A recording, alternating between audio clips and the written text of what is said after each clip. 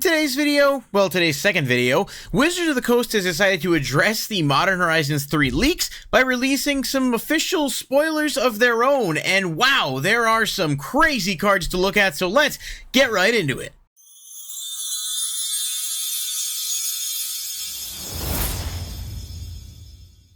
Alright everybody, welcome back. I wasn't really planning on making a second video today, but then I came home and saw this, and holy crap, I mean, there's going to be multiple sections of content to record over the next couple of days for sure, but today, we're going to talk about the new cards that were spoiled for Modern Horizons 3 by Wizards. They actually posted an article addressing the leaks and said, made joke about how people said they hate how it's potato quality, it's hard to see.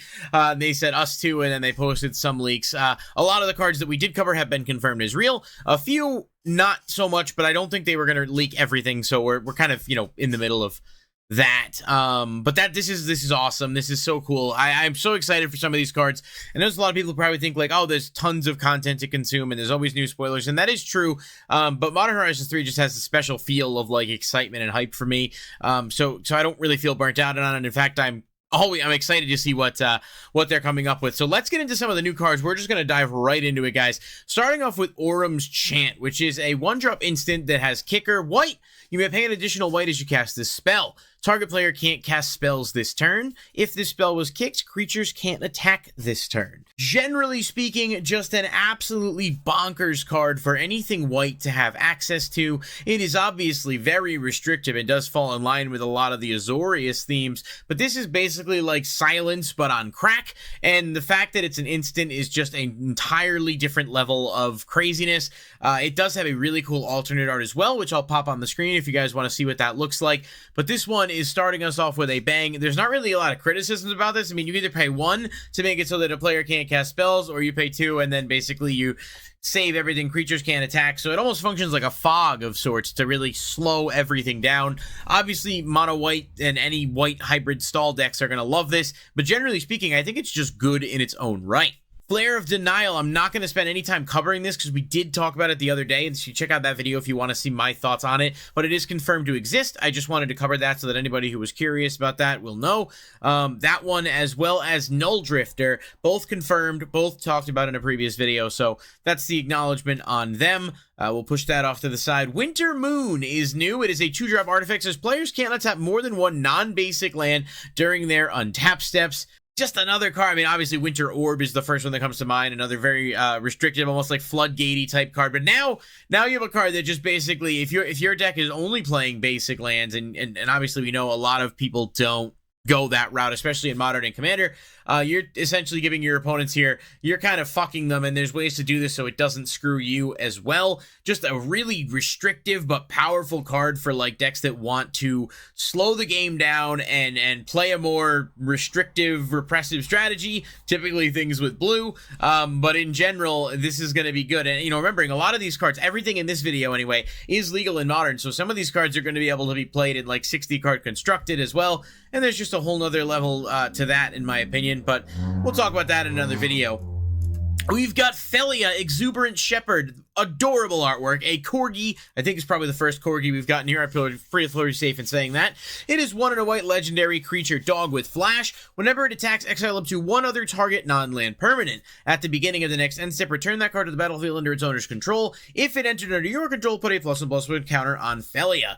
So a really cool card that allows white to blink things out and re-trigger the ETB effects or leaves the battlefield effects, but it also allows it to put some counters on itself and kind of stack it up. You could obviously play this as a commander with the vast amount of spells white has that want to enter the battlefield or leave the battlefield to trigger something, but I think it also just will work pretty well in anything, especially tribals, typal, whatever, like Rin and Seri will be able to play this. It's just a really cool card with artwork that is just A+, 10 out of 10. Even if the card was bad, I'd give it an A just because of how much I like the art. We've got Nether Go. It is a 1-drop black, and I think we might have covered this actually in a video earlier, but it is just officially confirmed. Pretty cool card. We know there will be other Goyfs. I mean, this is basically like a slightly better Tarmogoyf, because it has escape, but it can't necessarily get as strong.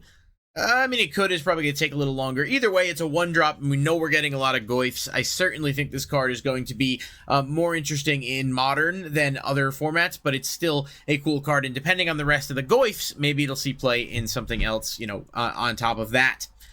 We've got other cards here. Let's see. Null Elemental Blast is absolutely wild. This card was spoiled the other day, but it is genuinely crazy how good it is. It is one waste, or one colorless energy, and it's an instant that says either counter target multicolored spell or destroy target multicolored permanent.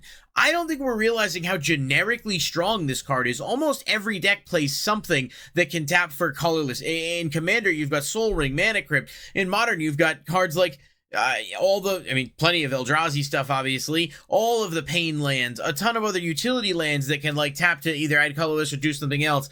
How effortless this is going to be to include, and you counter a multicolored spell or a multicolored permanent. So in Modern and constructed formats, you might want to play this as more of a side card, depending on what the meta is like at the time. But in Commander, I mean, this can just hard counter the commander your opponent's going to play if they're playing multicolor with one colorless mana, which means if you're playing as colorless, you have access to this. Just for an uncommon, this card's power really can't be understated. I think it's almost, the design is definitely power creep level for sure. You know, we've seen cards like Red Elemental Blast and stuff that do similar things, but this card is colorless. And again, I know you need a wastes, but it's really not the struggle that you might think it is. When figuring out how this will go together. We've got Ugan's Labyrinth. This is a land with imprint. When it enters battlefield, you may exile a colorless card with mana value 7 or greater from your hand. You can tap to add colorless, or if a card is exiled with Ugan's Labyrinth, add 2 instead, and then you can tap to return the exiled card to its owner's hand. So this is like a way to get Ancient Tomb pretty freaking easily. And obviously with the amount of decks, Eldrazi is going to love this more than anything else, but any decks that are playing large colorless cards, you essentially have access to an Ancient Tomb that doesn't burn you. And also you have the ability to get the card back, and you can play this in synergy with Ancient Tomb, of course. So, you know, the Eldrazi decks, the colorless decks are going to absolutely love this card. And I think it does have more utility than just that. If you play a good amount of colorless cards, if you don't, obviously it's not going to be as impactful for you, but still a really cool card, and a big upgrade for Eldrazi. I think is going to be one of the best upgrades there. Speaking of Eldrazi, Heragast Erupting Nullkite is a 9-drop legendary creature Eldrazi dragon, which is insane. Of course, this isn't canon to the story, so I don't think we have an Eldrazi dragon flying around, but still, I love the artwork on this guy. It has Emerge 6 red, which means you can cast it by sacking a creature and paying the Emerge cost reduced by that creature's mana value. So if you sack a creature with 3 mana value, it's the Emerge cost -3. Pretty straightforward. It's not super complicated. When you cast a spell, you may exile your hand if you do draw 3 cards. Flying, each creature spell you cast has Emerge. The Emerge cost is equal to its mana cost.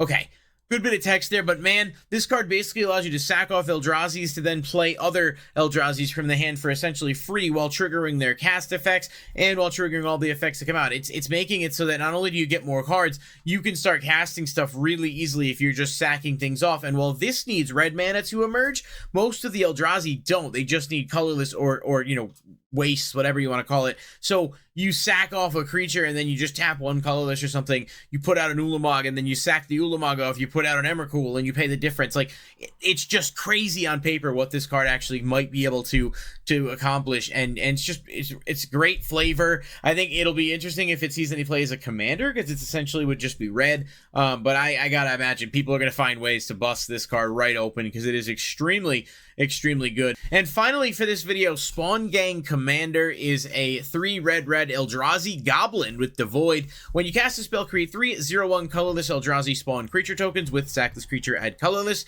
and then you pay 1 and a colorless, sacrifice an Eldrazi. Spawn Gang Commander deals 2 damage to any target.